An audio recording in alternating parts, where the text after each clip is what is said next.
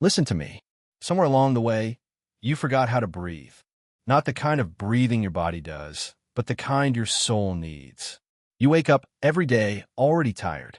Not because you work too hard, but because you're thinking too hard, carrying too much, worrying about things that haven't even happened yet. You've turned life into a courtroom, and you're the judge, the jury, and the executioner of your own peace.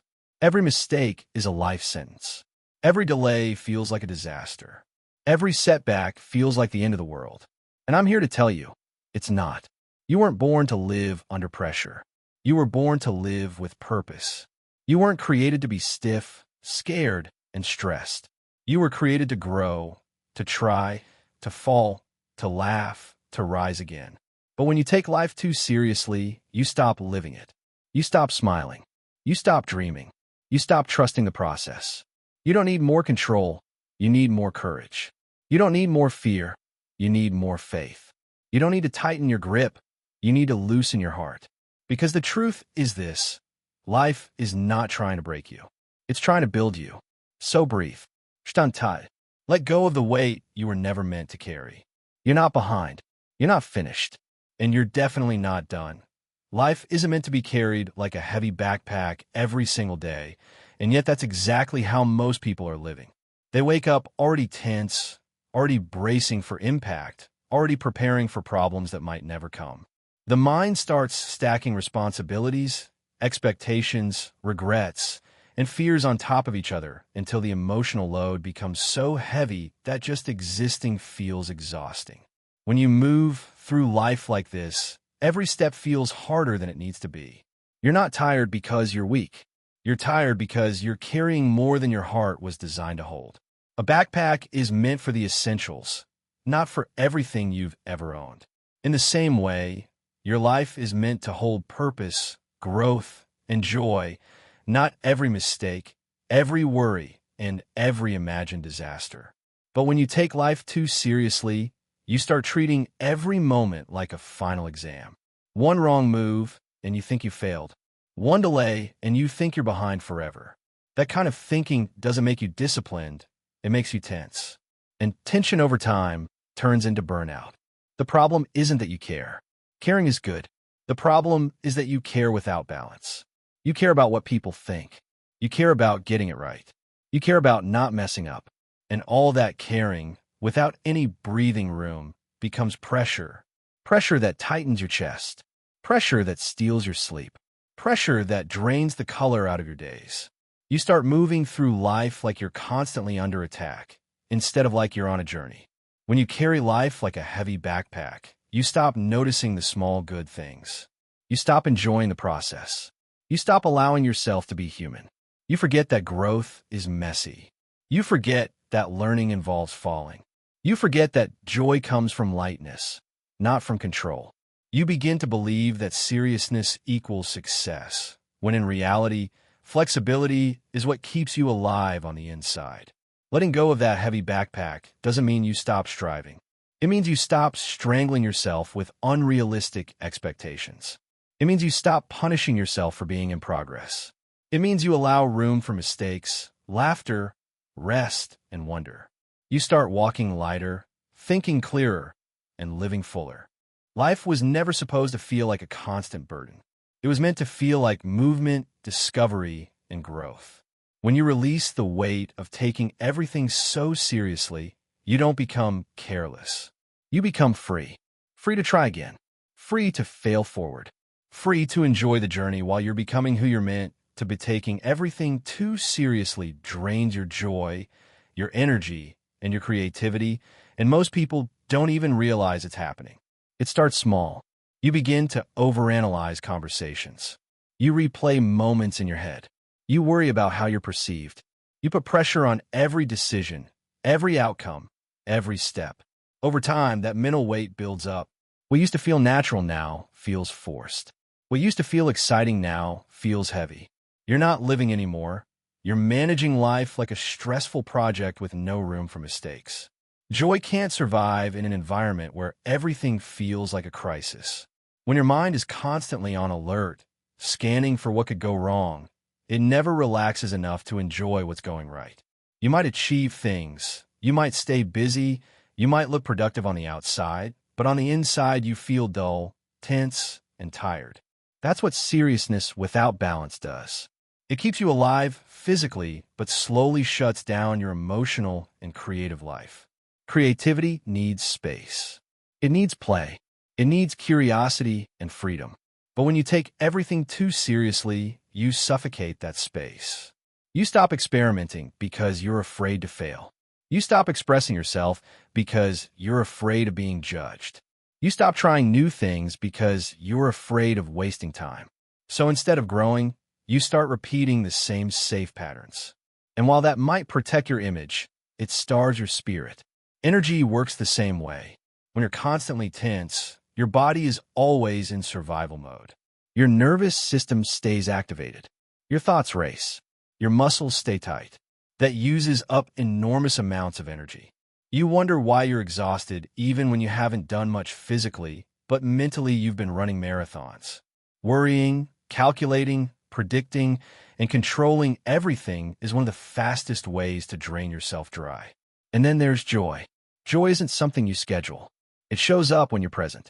It shows up when you're relaxed enough to notice the moment you're in.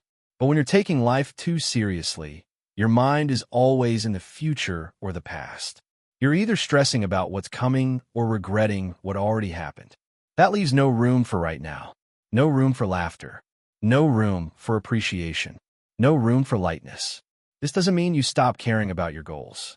It means you stop letting your goals turn into a prison. You still work hard, but you don't punish yourself every step of the way. You still aim high, but you don't treat every setback like a personal failure. You still take life seriously in terms of values and purpose, but not in a way that crushes your spirit. When you loosen that grip, something powerful happens.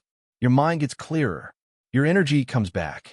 Your creativity wakes up, and joy starts finding its way into your life again, not because everything is perfect, but because you finally gave yourself permission to live, not just perform. Pressure without perspective turns purpose into pain, and that's where so many people get lost. You start with a dream, a goal, a reason to move forward. At first it feels exciting.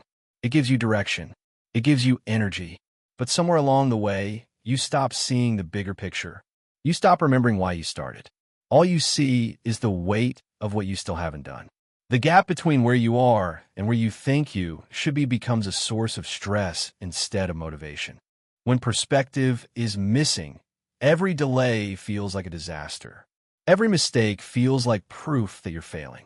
You stop seeing growth as a process and start seeing it as a race you're losing. The same purpose that once inspired you now feels like a burden on your back. You wake up not with fire, but with fear. Fear of falling behind. Fear of not being enough. Fear of disappointing yourself and others. Perspective is what reminds you that progress is not a straight line. That becoming something meaningful takes time.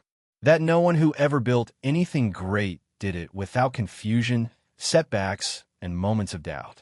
Without that awareness, pressure starts to distort your thinking. You stop celebrating small wins. You stop noticing how far you've already come. You only see what's missing, what's late, what's imperfect. And that's when purpose turns into pain. You still want success, but now it hurts to chase it. You still want growth, but now it feels like you're being crushed by it. You start resenting the very thing you once loved. Not because the goal is wrong, but because your view of the journey is too narrow. Pressure by itself is not the enemy. Pressure can sharpen you. It can push you to rise. But without perspective, pressure becomes punishment. You start being harsh instead of honest with yourself. You stop encouraging yourself and start attacking yourself. Every day becomes about survival instead of development. Perspective widens your vision. It reminds you that you're allowed to be in progress. It reminds you that today's struggle is not the whole story. It reminds you that your worth is not measured by speed, perfection, or constant achievement. With perspective, you still feel pressure, but you understand it. You use it. You don't let it define you. When you regain perspective, purpose stops hurting and starts healing again. You remember why you began. You reconnect with meaning instead of just deadlines. You stop chasing outcomes and start respecting the process. And suddenly, The same path that once felt heavy starts to feel possible again. Laughter, lightness, and faith are not weaknesses. They are survival tools in a world that constantly tries to harden you. When life gets heavy, your instinct might be to tighten up, to become serious, guarded, and rigid. You think strength means carrying everything without cracking. But real strength is knowing how to stay soft without breaking. It's knowing how to smile in the middle of pressure, how to breathe when everything feels urgent, and how to trust even when you don't have all the answers. Laughter is not denial. It's medicine. It reminds your nervous system that you are safe, that you're allowed to relax, that the world isn't ending just because things aren't perfect. When you laugh, your body releases tension. Your mind gets space. Your perspective widens. Suddenly, the problem that felt massive starts to shrink to its real size. Laughter doesn't make you careless. It makes you human. It keeps you connected to the part of yourself that still knows how to feel joy, even in difficult seasons. Lightness works the same way. Lightness doesn't mean you stop taking your life seriously in terms of values or purpose. It means you stop treating every moment like a crisis. It means you allow yourself to move through challenges with grace instead of force. When you're light in your spirit, you adapt faster. You recover quicker. You don't get stuck in bitterness or self-pity. You stay flexible, and flexibility is one of the most powerful forms of resilience there is. And then there is faith. Not just religious faith, but faith in the process, in growth, and in yourself. Faith is what allows you to keep walking when you can't see the whole road. It's what keeps you grounded when your plans fall apart. Without faith, every setback feels personal. With faith, every setback feels temporary. Faith doesn't remove struggle, but it gives struggle meaning. It tells you that what you're going through is shaping you, not destroying you. People who lack laughter, lightness, and faith often survive on control. They try to manage everything, predict everything, and prevent every possible mistake. That kind of living is exhausting. It keeps you tense. It keeps you afraid. It keeps you disconnected from the flow of life. But when you embrace these survival tools, something shifts. You stop fighting life and start flowing with it. You still work hard, but you don't punish yourself. You still aim high, but you don't crush your spirit along the way. Laughter gives you release. Lightness gives you balance. Faith gives you direction. Together, they protect your inner world. They keep you alive on the inside when the outside gets loud, heavy, and uncertain. You grow faster when you stop strangling yourself at perfection. Because perfection is not a tool for growth. It's a cage. It looks disciplined on the outside, but on the inside it creates fear. Fear of making mistakes. Fear of being judged. Fear of not being good enough. And when fear is driving your life, you don't move forward with power. You move forward with hesitation. You overthink every step. You delay every action. You wait for the right moment that never really comes. Perfection makes you believe that you have to be ready before you start, flawless before you try, and confident before you move. But growth doesn't work like that. Growth comes from motion. It comes from messy beginnings, awkward attempts, and uncomfortable learning curves. Every person who ever became great first looked foolish. They failed. They stumbled. They adjusted. They learned. But if they had waited to be perfect, they would have stayed exactly where they were. When you strangle yourself with perfection, you turn progress into pressure. You stop celebrating effort and only reward results. You stop seeing learning as part of the journey and start seeing it as proof that you're not enough yet. That mindset keeps you small. It keeps you stuck. It keeps you watching other people live the life you're capable of living. Growth requires permission. Permission to be bad before you're good. Permission to be slow before you're fast. Permission to be unsure before you're confident. The moment you give yourself that permission, something powerful happens. You start moving. You start experimenting. You start discovering what you're capable of instead of hiding from what you're afraid of. Perfection also disconnects you from your authenticity. You stop being real and start being careful. You stop expressing and start editing. You stop showing up as you are and start performing as who you think you should be. That might protect your image, but it blocks your evolution. Real growth needs honesty, not polish. It needs courage, not control. When you loosen the grip of perfection, your energy comes back. Your curiosity comes back. Your confidence grows naturally because now it's built on experience, not on fantasy. You stop trying to look like someone who has it all figured out, and you start becoming someone who actually does. You don't grow by waiting for the perfect version of yourself. You grow by working with the real version of yourself. The one who's learning. The one who's trying. The one who's showing up even when it's uncomfortable. That's the version that gets stronger every day. So stop strangling your potential with impossible standards. Let yourself breathe. Let yourself begin. Let yourself evolve in public, in private, in real time. Because growth loves action, not perfection. And if this message helped you, make sure to like, comment, and subscribe.